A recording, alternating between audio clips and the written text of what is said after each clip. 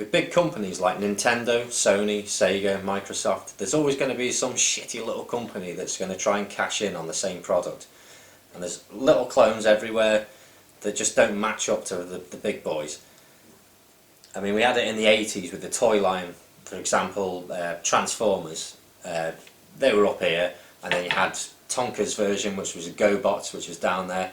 And then, if anyone actually remembers, there'll be market shops which had like the really cheap, shitty Transformers right at the bottom of the scale.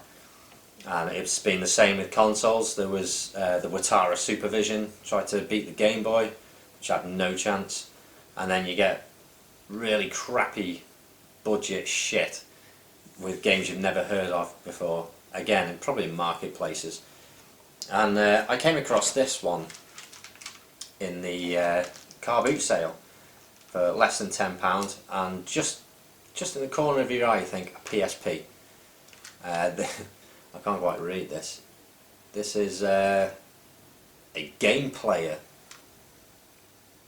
and apart from the colour, which is actually very nice, it's a candy red, the rest of it just feels really shit.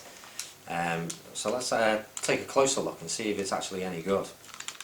So unfortunately the batteries are shockingly crap on this, so I'm going to have to power it up with the laptop just using the USB. And actually it's a very old USB as well. You struggle to find these in the shops these days. The power switch is knackered, so I'm going to replace that at some point. But this is what you're presented with.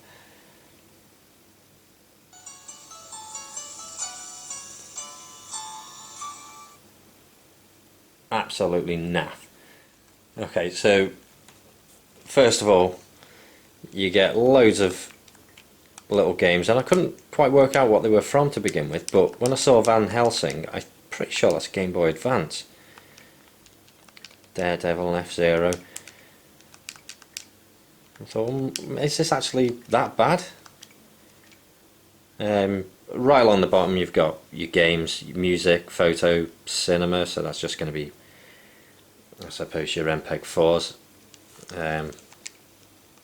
Camera, radio, okay, and just all this shite that you're never going to use. So I mean, let's take a look at the games. I mean, if they are Game Boy Advance, they might actually be pretty good.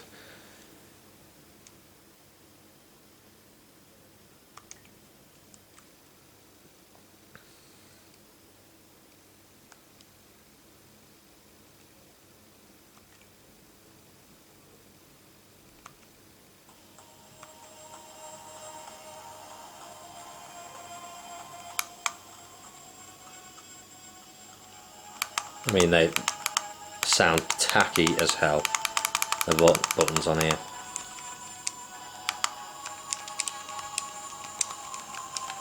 These buttons don't actually feel too bad. They're not spongy, they're quite responsive. I don't know if they're responsive in the game. That's if the game will play.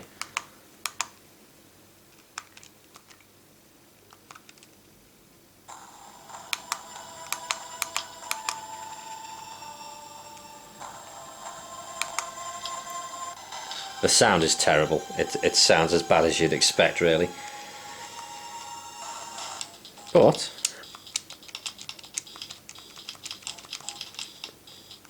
it seems to look alright so far.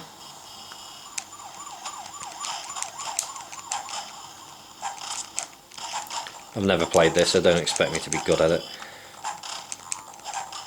I'm just getting clobbered.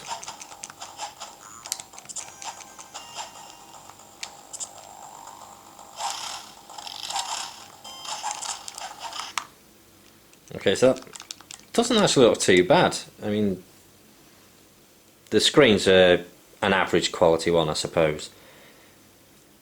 But what I was interested in is right underneath.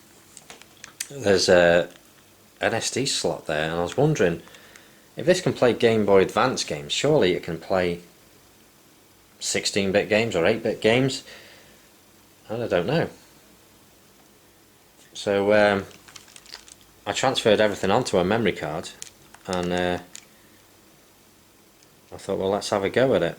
I don't know why it's doing this now, it's just being an idiot. Get off. So games on demand, it seems to go into the memory card. And there you go, this is what I've chucked on, I think. Actually, no, it isn't. This is another load of built-in games, because I didn't put these on.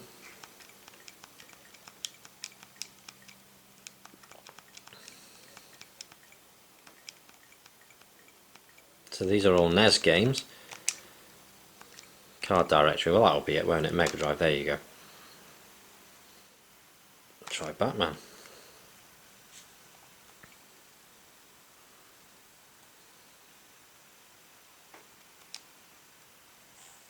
And shockingly, it works.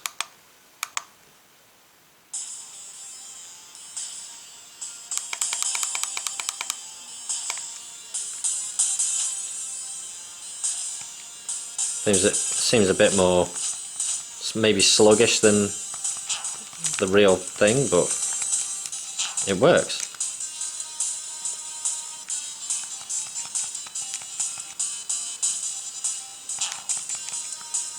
Yeah, it's not accurate. Not in the slightest, but I think it might be still playable. I mean, I'm no good at Batman anyway, but it doesn't seem too bad.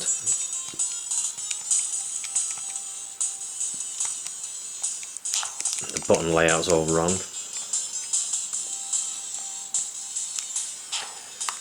There we go. That it doesn't seem too bad. I mean, there's lots of other systems very similar to this. I mean, I've never played them, but they're all cheap. And I mean, the quality of that, the paint's rubbed off the analog stick, which, I mean, it isn't very responsive at all. It's pretty crap. The shoulder button on this is broke. That one works. There's nothing else to it really. It's very, very poor quality. But you can just see, I mean, even that is meant to be similar to the PSP. I mean, if you actually compare it to a PSP, I'll get it the right way around. The shape's similar, the button layout's similar, but the quality is completely different. I don't even know what these retailed for, because this is the first time I've seen one. Normally the ones that are knocking about all over eBay are the PXP, which I should imagine is probably worse than this. So is this thing worth having? I mean, you've seen the comparison of the two. I mean, obviously there's a big difference. This was very expensive when it came out, and you can tell the quality. It's weighty, and it uses optical media and downloadable media. It's just top of the range. But this, I mean, I wish I knew how much they retail for. I'd probably guess around £30 to £40 maybe on the high side.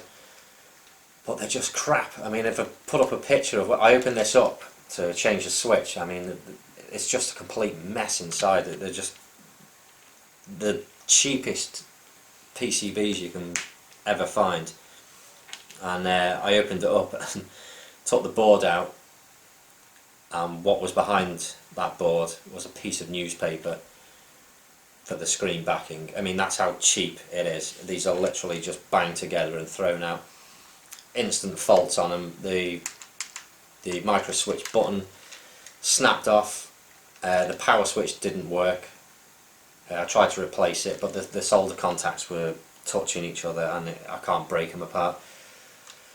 So a switch I doubt would work on it again.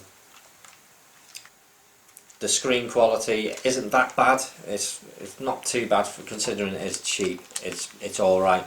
The emulators themselves, I mean, I'm no expert on Game Boy Advance, so I can't be the judge of that. But they play okay. They look okay, and that's as far as it goes.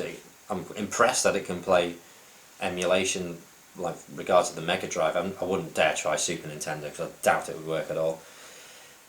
But it does work. It's I think it's targeted at probably younger people who want, like for example the PSP, but they see this and think it is a PSP and they're like, oh, can I have that? And then it's got a few games on, it's playable. But that's it. The battery's shit, and it's typical Chinese batteries. They last for a few hours to start with, and then they gradually die off. I've had experiences with that with loads of different things, and after a few weeks they'll hold a few minutes charge, and that's it. It's done. It'll never turn on again unless you use, like I've done, use the USB cable, and I don't think it's worth replacing. You probably pick them up for a few quid, but I don't even think it's worth bothering with. I'm not even going to replace a switch in it. But I just thought I'd share this with everyone. If you do see one, don't bother with it, because it's crap. If it had decent battery and decent buttons, it might be alright for a few quid. But they're guaranteed to go wrong, and looking at the state of the back of the screen, if that's how they're going to make them, by banging paper in to pad it up, it's just an absolute pile of shit. Complete waste of time. Alright for a test run, I suppose, but that's as far as it goes. This will never be used again, so avoid it.